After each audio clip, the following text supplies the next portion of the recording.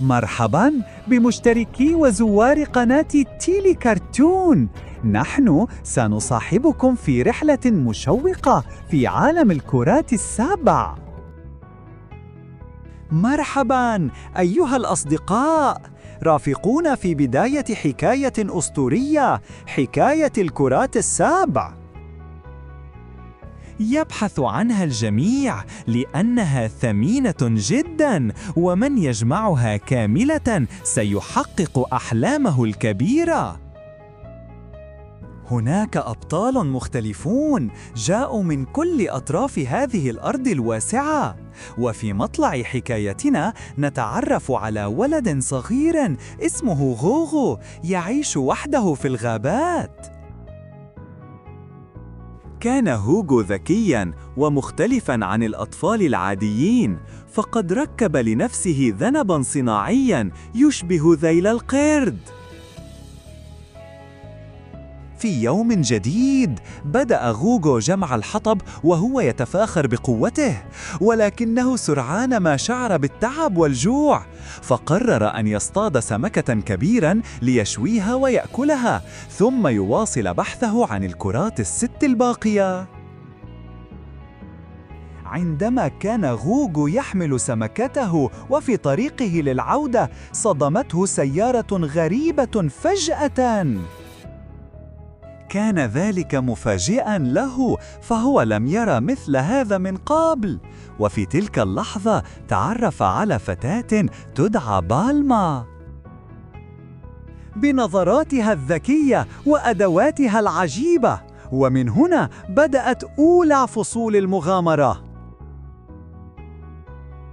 في بداية اللقاء تشاجر غوغو مع بالما، إذ لم يفهم كيف تتكلم وكيف تقود سيارتها.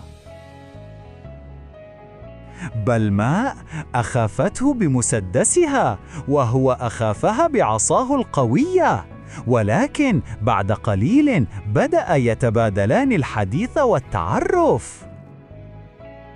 فعرفت أن اسمه غوغو، وأخبرها أنه يعيش في الغابة منذ صغره، ثم أفصحت له أنها تبحث عن الكرات السبع الغامضة، وقررت أن تستعين بغوغو في رحلتها. في كوخ غوغو الصغير أظهر لها الكرة الثمينة التي يملكها، وكانت تشع بضوء باهر. عندها فهمت بالما أن هذه واحدة من الكرات السبع، فاقترحت عليه أن يتعاونا في جمع البقية. بين الغرور والمزاح اتفقا أخيراً أن يكونا فريقاً واحداً، ومن هنا ولدت صداقة جديدة. أخرجت بالما جهازاً غريباً يسمى الكاشف، يتتبع مواقع الكرات حيثما كانت. وفي نفس الوقت أظهرت لغوغو اختراعاتها المذهلة، فتحول صندوق صغير إلى دراجة نارية سريعة. اندهش غوغو جداً. لم تكتمل الفرحة طويلاً، فقد ظهر وحش ضخم في طريقهم كاد يخطف بالما. هوهو أظهر شجاعة وقوة عجيبة في مواجهته، بعصاه السحرية أطاح بالوحش وأنقذ صديقته الجديدة. وبعد الانتصار على الوحش، أدرك غوغو وبالما أن رحلتهما للبحث عن الكرات قد بدأت جدياً. فالمهمة صعبة جداً، والعدو القادم هو عصابة بلاف. وقال أحد أفرادها: هذه الكرات ستكون لنا. لا تدعوا أحداً يستحقها. وتبعه صوت رئيس العصابة: نعلم أن غوغو وبالما يبحثان عن الكرات، سنمنعهما من نجاح رحلتهما.